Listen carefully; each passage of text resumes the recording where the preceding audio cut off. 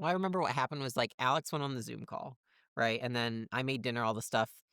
He comes back at, like, 8:30, and then I was like, "How was the call?"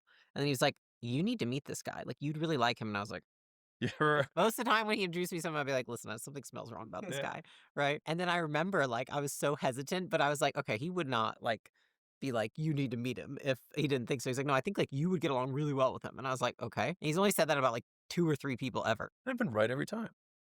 Correct. Do you remember the first call though? All we did was w- Alex was on the call Yeah.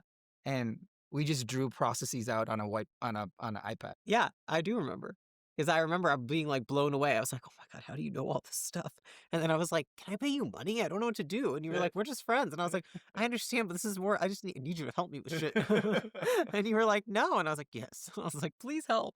And so I would say Sharran was the original kind of first trusted confidant for our money. So like we had, good amount of money prior to the sale, and then obviously after the sale there was even more.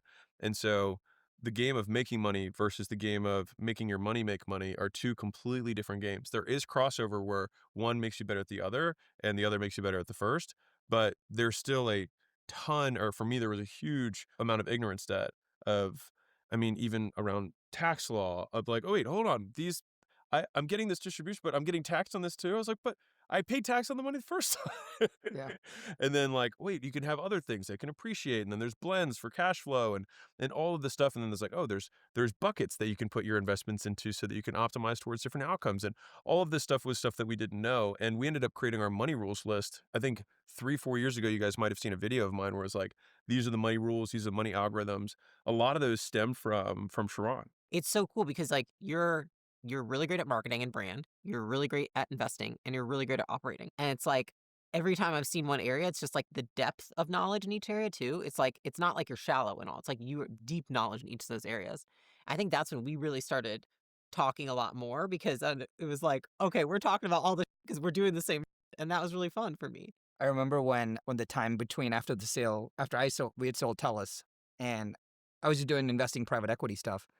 I would just talk to both of you saying, "Man, I don't know what my next thing is." And the crazy part is, I think a lot of people don't know this, but you were the first people that I talked to about the real opportunity. And I said, "Hey, I have this. This is super interesting. Small public company, 200 million in revenue." And you're like, "You get to go work. Yeah. Go do that."